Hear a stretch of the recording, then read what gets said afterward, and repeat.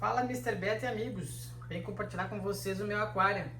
Me chamo Edu, moro na cidade de Camaquã, interior do Rio Grande do Sul, aproximadamente 120 km da capital Porto Alegre.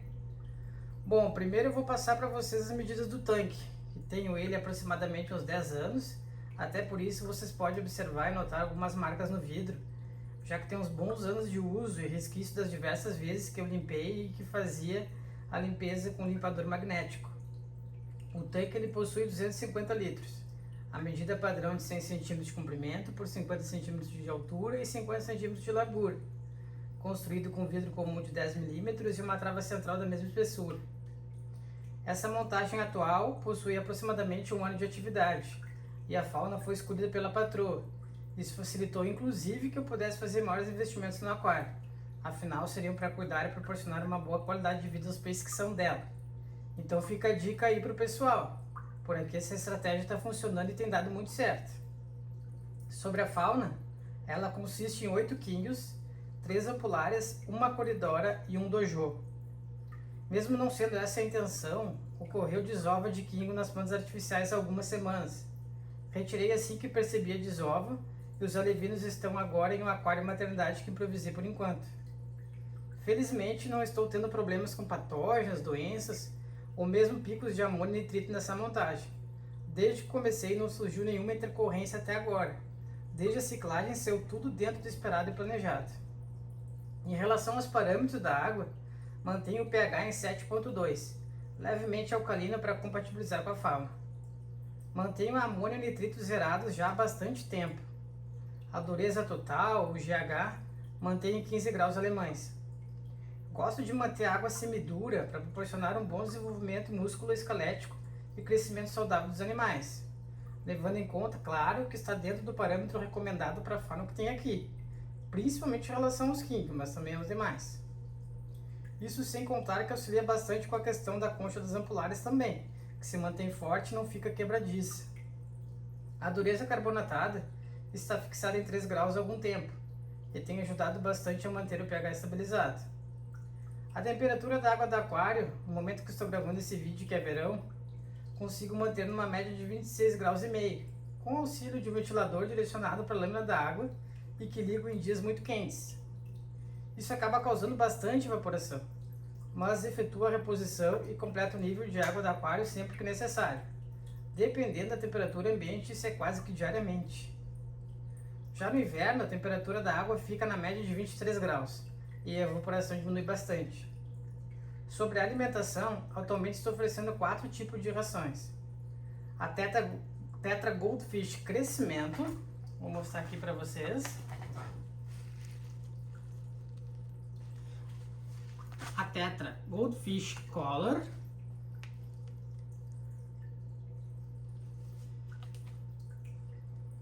E para reforçar um pouco mais a parte herbívora da alimentação, digamos assim, estou utilizando a Poitaria Spirulina 40%, que acho que a grande maioria conhece. Durante a noite, com o aquário já no escuro, ofereço a Poitaria Peixe de Fundo, para evitar que os quinhos percebam e cheguem primeiro, e assim todos possam se alimentar adequadamente.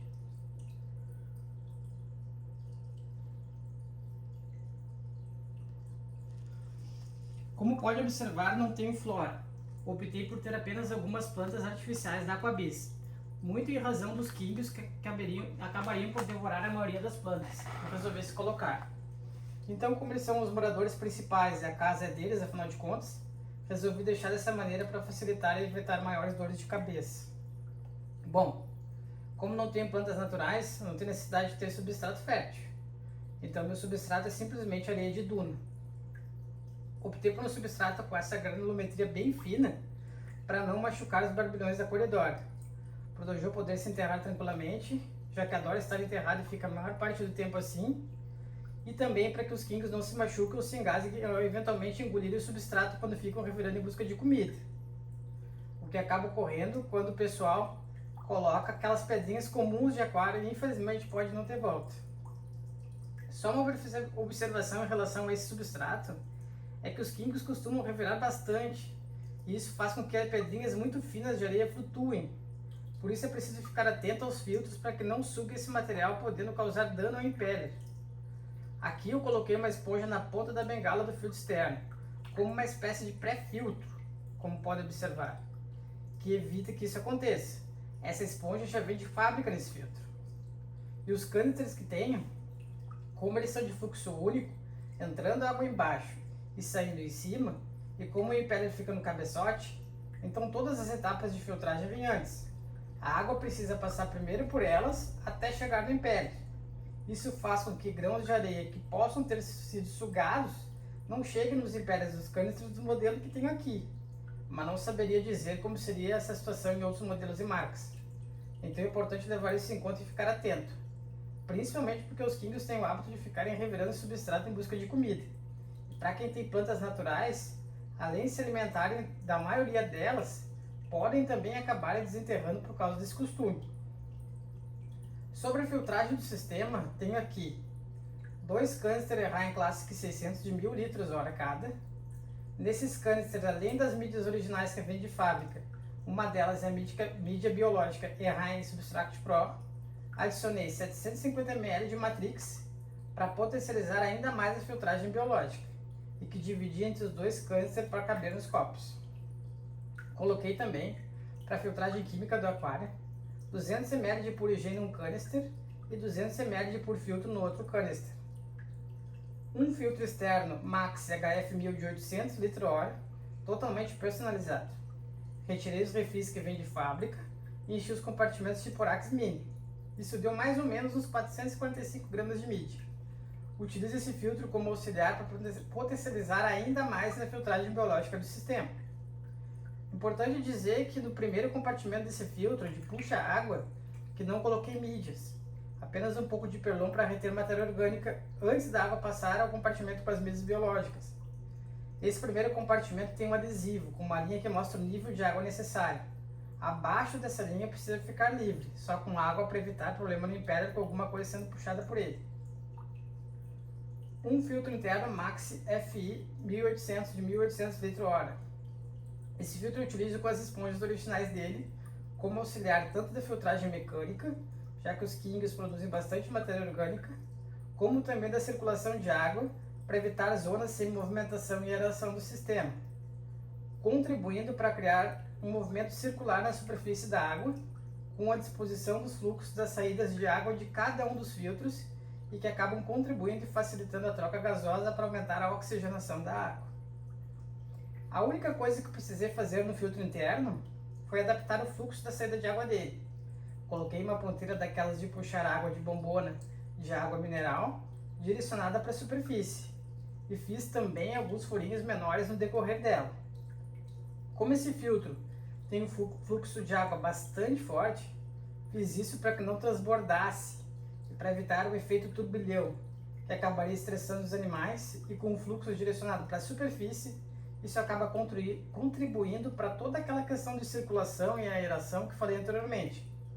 É uma pena que nesse modelo não vem uma pecinha como dissipador de fluxo. Seria sensacional, mas tive que adaptar aqui e é bem tranquilo de fazer. O sistema de aquecimento conta com um termostato Erraim de 300 watts e um termostato Opar também de 300 watts, que está desativado no momento depois de eu ter feito o upgrade para o termostato da Erraim. Mas por enquanto deixei ele ali no cantinho para alguma eventualidade, porque nunca se sabe. Como vocês podem perceber, eu não dou muita bola para hardscape ou layout. Além da areia de duna e plantas artificiais, tem algumas pequenas conchas e rochas de basalto que auxiliam na manutenção do pH alcalino, e as 2 rochas do meio eu coletei, então não sei exatamente de qual material são, mas já constatei por testes que essas 2 não influenciam no pH do sistema. Essas rochas que tenho aqui, eu dei uma lixada nas arestas delas para evitar que ficassem pontiagudas e pudessem machucar os químicos.